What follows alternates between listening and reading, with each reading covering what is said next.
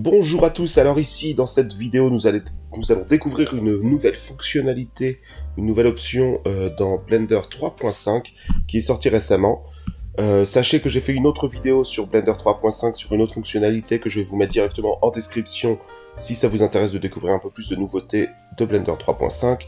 Et je ferai d'ailleurs prochainement, ces prochains jours, d'autres vidéos dans ce sens aussi, histoire de faire un petit peu le tour de tout ce que nous apporte cette version.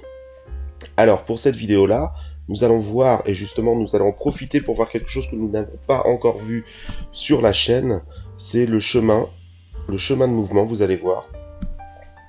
Le Path Motion, je crois que c'est comme ça dans la version anglaise de Blender. Alors, si on passe à la partie anglaise, ici, et ben voilà, c'est le Motion Paths, et on a des nouvelles fonctionnalités, enfin une nouvelle option qui est apparue, donc on va en profiter pour voir ça, avec une nouvelle option qui est apparue dans Blender 3.5. Alors là, j'ai un objet ici, alors on va créer un objet tout simple.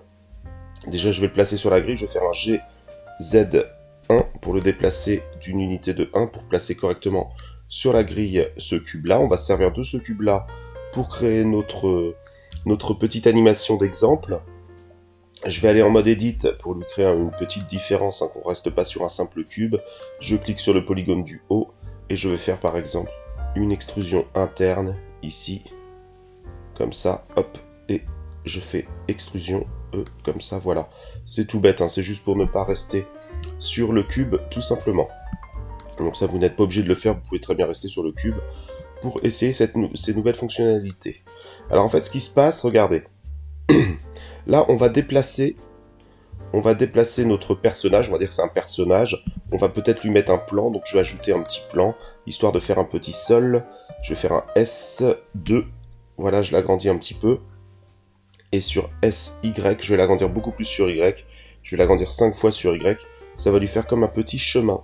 G, déplacement GY. Voilà, je vais déplacer comme ça, et CTRL enfoncé pour déplacer de case en case. Voilà, ça fera des petites choses supplémentaires à connaître pour ceux qui ne connaissent pas ce que je viens d'utiliser. Voilà, pour déplacer par un coup, comme ça, avec CTRL enfoncé. Voilà, j'ai mon petit personnage ici. Je vais aussi lui donner une couleur. Au passage, on va le faire en rouge pour le différencier du reste. Je vais le faire en orange, voilà. Pour voir la couleur s'afficher, il faut changer le mode d'affichage. Là, on est en mode solide, on va passer en mode affichage des textures. Et on va juste rester comme ça, ce sera bien. Donc là, ici, je suis sur l'image 1 de ma timeline qui représente mon animation. Sur 250 images, par défaut, on a une animation sur 250 images, donc ça vous connaissez. Et je vais enregistrer sa position de base. Donc j'appuie sur I et je mets position. Je vais enregistrer aussi la rotation, I, donc rotation, comme ça j'ai enregistré la position et la rotation. Et donc j'ai une clé d'animation sur la timeline qui se retrouve ici. Ce qu'on va faire, c'est une animation en boucle. Donc en fait, on va dupliquer cette même image à la fin de mon animation. Alors je vais réduire un peu l'animation parce que c'est un petit peu long. 250 images, donc on va la réduire à 100. Donc je me mets ici et je vais mettre à 100 images maximum. Voilà. Là, je vois que ma timeline est éclairée, donc celle qui est bien efficace et celle qui est exploitée est seulement sur 100 images. Et en déplaçant ici le petit point, là comme ça, je vais recentrer ma vue sur ces 100 images qui vont être exploitées. Alors excusez ma voix, je suis un petit peu malade en ce moment, donc c'est pour ça que j'ai une voix un peu particulière, mais je pense que ça fera l'affaire quand même. Donc si je veux que j'ai la même chose à l'image 100 et à l'image 1, et ben je vais dupliquer cette image là, je la sélectionne ici, je vais faire un Shift D, hop, je la duplique, et je déplace cette nouvelle image là jusqu'à l'image 100. Là je vois que j'ai du orange entre les deux images clés, c'est pour m'indiquer que je n'ai pas de changement entre ces deux images clés. C'est la même chose, il n'y a pas de modification. Je vais me mettre par exemple à l'image 50, donc au milieu de ma timeline, et à l'image 50, je vais imaginer que mon personnage ici se déplace à peu près au milieu de son chemin. Donc je vais faire je sélectionne bien mon personnage ici, je vais faire un G, Y, donc G c'est le déplacement sur Y ici, et je vais me déplacer par à coup avec CTRL. Alors, je vais aller un petit peu plus loin ici. Chose à savoir, c'est quand vous vous déplacez comme ça, donc soit vous cliquez sur le bouton gauche de la souris, vous validez votre animation, comme ici. Je vais faire CTRL Z pour vous montrer G, Y, CTRL pour un coup. Ou alors, si vous voulez annuler l'animation que vous êtes en train de faire, le déplacement que vous êtes en train de faire, vous cliquez sur le clic droit de la souris et ça se replace exactement où il était. Comme ça, vous n'êtes pas obligé de valider l'animation et faire un CTRL Z pour l'annuler. Vous faites tout simplement, tant que vous n'avez pas cliqué pour valider votre animation, vous faites tout simplement un clic sur le bouton droit de la souris et vous revenez au départ. Donc pour ceux qui ne savaient pas, ça peut toujours être une information utile ou un petit rappel pour d'autres.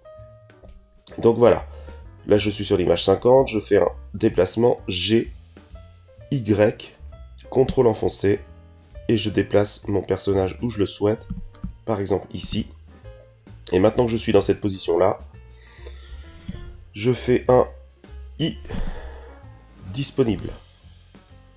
Ce que vous pouvez faire aussi, je montre encore d'autres choses pour l'animation, c'est enregistrer automatiquement les clés.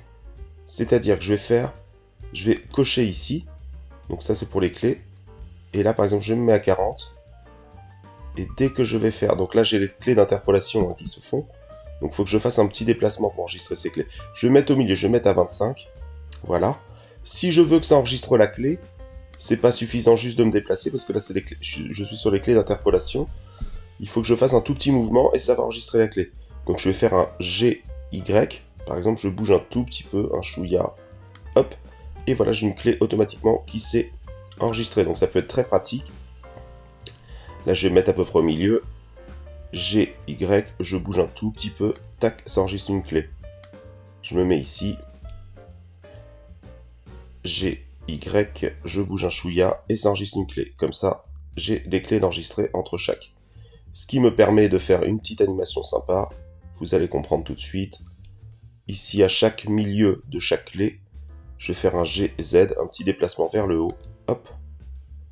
Voilà. Ici aussi, GZ, je me déplace vers le haut, et ça enregistre automatiquement la clé dès que mon personnage bouge. GZ, et ici, GZ, hop. Et maintenant, je regarde ce que ça donne. Bon, ça fait une petite animation comme ça, c'est pas super, mais ça vous montre l'exemple. Je vais retirer... CTRL Z plusieurs fois, je vais retirer mes clés que j'ai fait en hauteur parce que bon, c'est pas forcément très chouette, on pourrait faire ça bien mieux, mais au moins je vous ai montré l'exemple. Donc là, ça se déplace comme ça, j'ai mon animation. Donc je vais retirer le sol finalement pour bien voir justement ce que l'on va travailler maintenant. Supprime, touche supprime, et là je disais justement notre chemin d'animation. Donc là j'ai mon animation ici, donc il arrive ici et après il revient là-bas, ok. Et en fait, je peux avoir un chemin d'animation par rapport à tout ça. C'est-à-dire, regardez, je vais sur le petit carré ici, et je mets chemin de mouvement, je vais le déplier, et là, en fait, ça va calculer le chemin de mouvement. Regardez, on a une partie calcul, donc par défaut, dans l'intervalle, c'est-à-dire que si je fais ça, calculer, ok, et ben ça me montre tout le chemin d'animation que l'on fait, vous voyez, avec les petits points ici. Si je fais, donc CTRL Z, j'annule, non pas dans l'intervalle, mais autour, non, on va rester dans l'intervalle, c'est plutôt la deuxième partie, intervalle de calcul, toutes les clés, donc calculer, ok, là ça prend toutes les clés de mon animation, voilà, CTRL Z, j'annule tout ça, je supprime tout ça. La deuxième option, intervalle de frame de la scène, calculer, ok. Donc là, ça revient un petit peu au même, par rapport au frame de la scène, CTRL Z.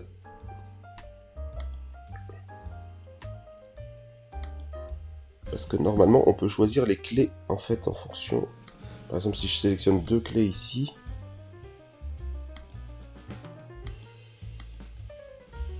voilà, toutes les clés ou clés sélectionnées. Et là, uniquement les clés que j'ai sélectionnées ici, je vais avoir mon chemin qui va se matérialiser. Pour pas être embêté par le reste, si j'ai envie de voir précisément le chemin que fait mon objet d'ici à là. Voilà.